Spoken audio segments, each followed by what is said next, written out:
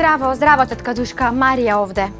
Да, јас ти се јавувам да те известам дека за нецел час во целата наша зграда ќе снема и вода и струја и тоа ќе трае цели 24 часа.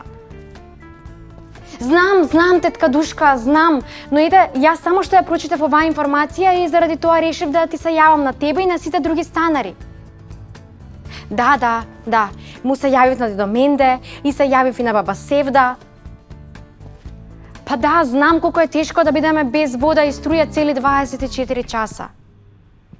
Во ред, не се грижи. Да, јас ќе купам свеќи и ќе ти ги донесам.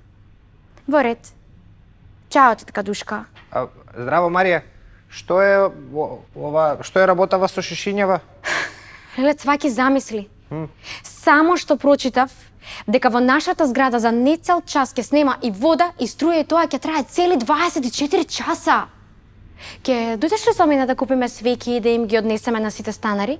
Ќе дојдам, ама чекај, кога ќе снема? Па за нецел час. Јас претпоставив дека оваа информација нема да стигне до сите станари во зградава и заради тоа јас решив лично да им се јавувам и да ги известам. Да, јас исто немам прочитано никакво известување. Ти каде го прочита? Па еве, на еден интернет портал. Може да ми дадеш да ја проверам? Ама еве убаво пишуваше дека помеѓу останатите згради и во нашата ќе нема струја и вода. Марија, да ја проверам веста.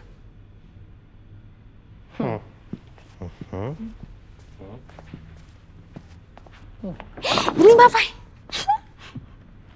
Извини.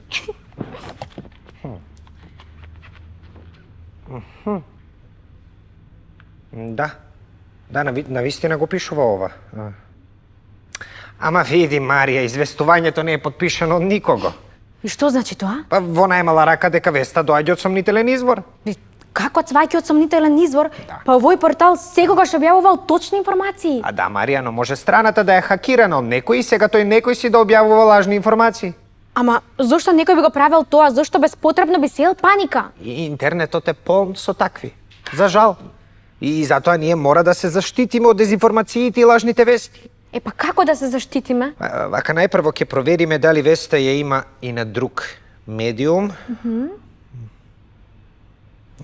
Ја нема, што значи сигурно е лажна вест.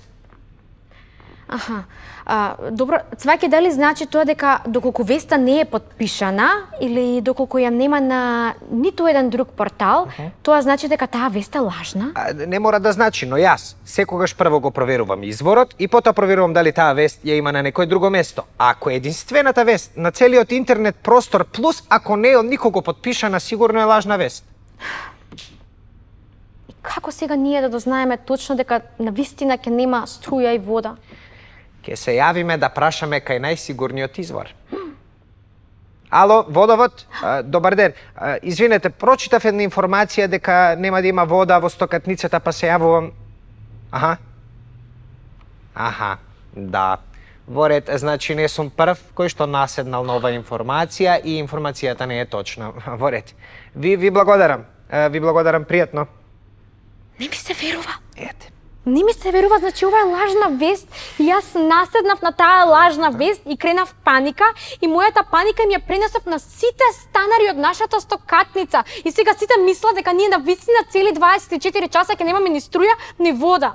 Навистина ми е многу криво, цваки. Немој да се грижиш, Марија, јас сега, знаеш што ќе направам? Ќе ти пратаме ни супер едукативни игри за заштита од интернет.